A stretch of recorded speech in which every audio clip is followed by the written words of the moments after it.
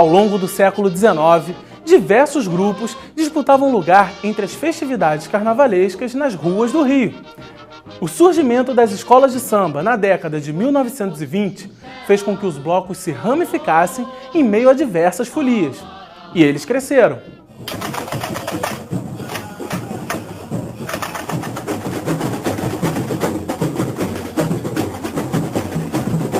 Hoje, são parte de um novo cenário do carnaval e enfrentam desafios.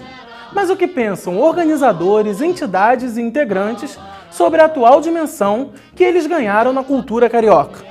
O carnaval de rua no Rio começa por volta de 1880. Na época, diversos grupos carnavalescos já circulavam na cidade, mas eram muito diferentes do que se vê nos dias de hoje. Alguns grupos sobreviveram ao tempo e se tornaram referência na cultura do carnaval de rua do Rio. O Cacique de Ramos é um deles e existe desde 1961. Já em 62, desfilamos no subúrbio. Em 63, nós fomos para a Avenida Rio Branco, porque esse samba estourou. Os ensaios que a gente fazia no IAPI da Penha. Simplesmente, esse samba tomou conta do carnaval. Aí nós fomos para a avenida, o bafo passou por cima da gente. Mas no ano de 64, nós já éramos um gigante. Esse samba cresceu muito e o pessoal começou a frequentar os ensaios do Cacique. E nós começamos a sair com mais de 5 mil, 6 mil pessoas.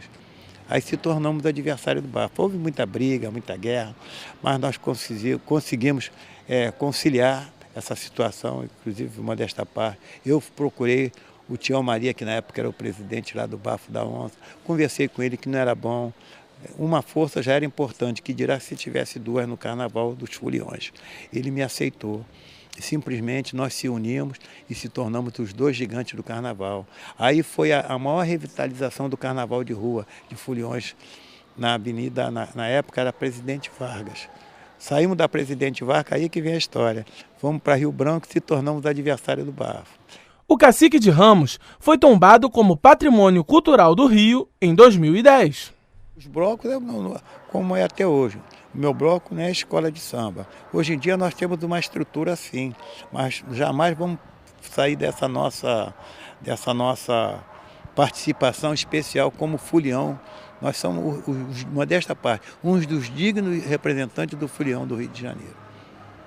Nos anos 80, depois de quase 2 décadas de ditadura militar, o Brasil pôde resgatar a liberdade para ocupar as ruas, o que influenciou no surgimento de novos blocos de carnaval. Então os blocos começam a surgir, o Simpatia Quase Amor, a Banda de Ipanema, começam a surgir esses blocos e esses blocos começam a ter repercussão na imprensa, que começa a poder noticiar isso.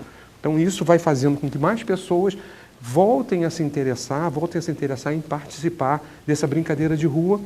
E aí tem o que a gente chama de uma retomada, que na verdade não é uma retomada, é uma repercepção, começa a se perceber de novo esse carnaval de rua. E aí vem essa onda enorme, porque tava essa ideia, esse gosto reprimido por brincar, por poder participar da sociedade, estava bem ali guardadinho. Quando abriu essa porteira, a sociedade invade esse espaço e faz o que a gente chama desse novo carnaval. Mas foi durante os anos 2000 que uma infraestrutura para os desfiles de blocos da Zona Sul, Centro e Santa Teresa começou a ser pensada. A gente percebia que o número de foliões na rua vinha crescendo numa progressão geométrica e a gente não entendia muito, não o número de blocos ainda, mas o número de foliões que passavam, principalmente os cariocas, que passavam a ficar na cidade mais e deixar de viajar para a região dos Lagos, para a região serrana e começar a curtir um pouco o Carnaval do Rio. O falecido Jornal do Brasil nos juntou para fazer a primeira matéria de carnaval de rua, efetivamente, porque nenhum veículo dava assim, muito espaço para o carnaval de rua, os espaços eram todos para o sambódromo, para as escolas de samba. E aí o Jornal do Brasil nos reúne, esses blocos que então existiam, lá no Bip Bip, numa sexta-feira, para que a gente pudesse então conversar sobre essa situação dos blocos, o que estava acontecendo nesse movimento da rua.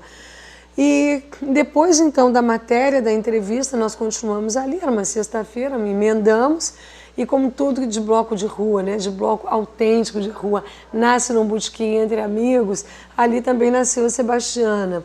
Com o passar dos anos, os impasses para a realização do carnaval de rua cresceram junto com o carnaval.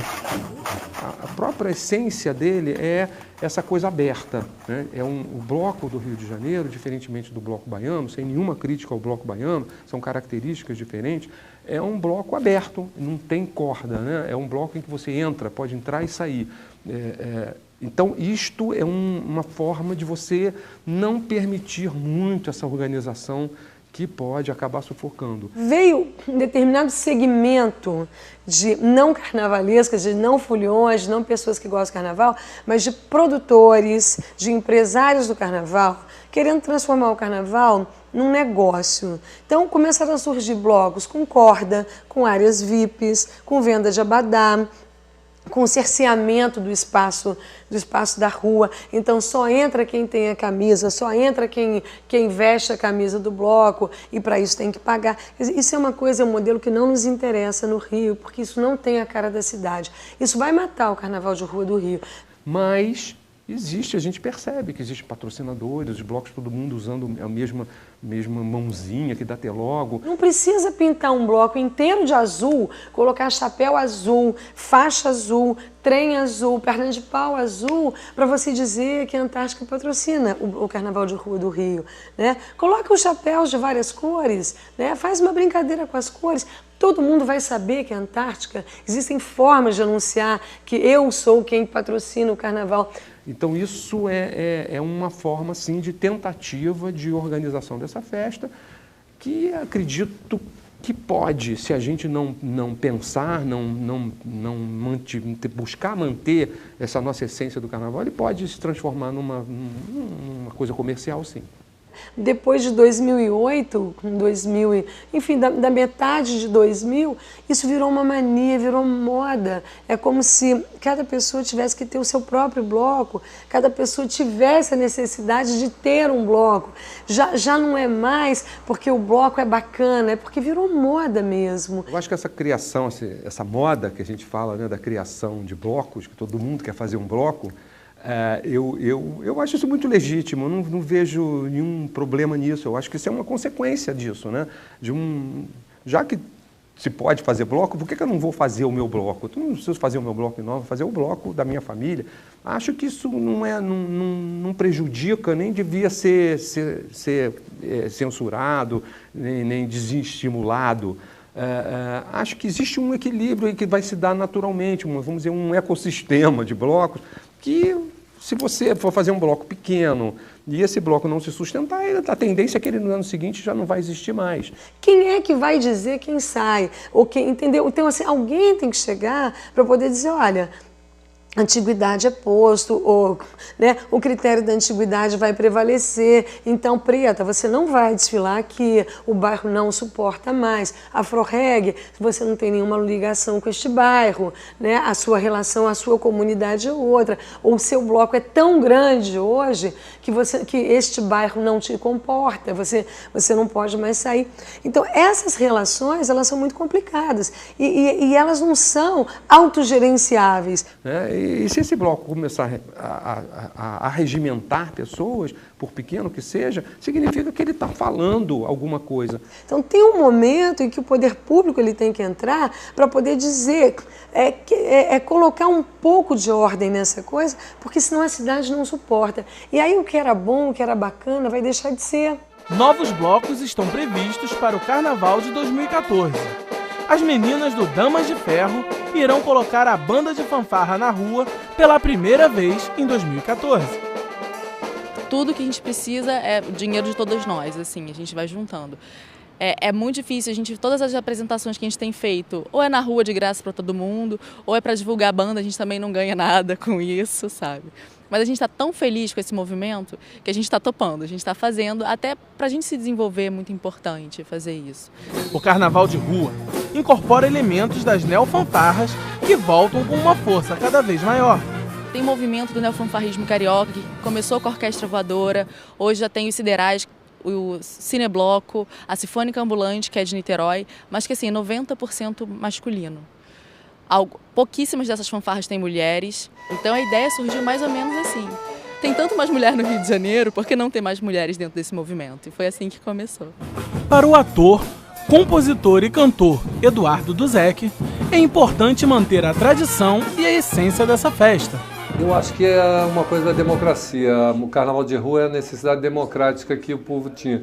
Eu acho que tem que investir mais em marchinhas, que a mídia tem que investir mais em marchinhas, em sambas de carnaval.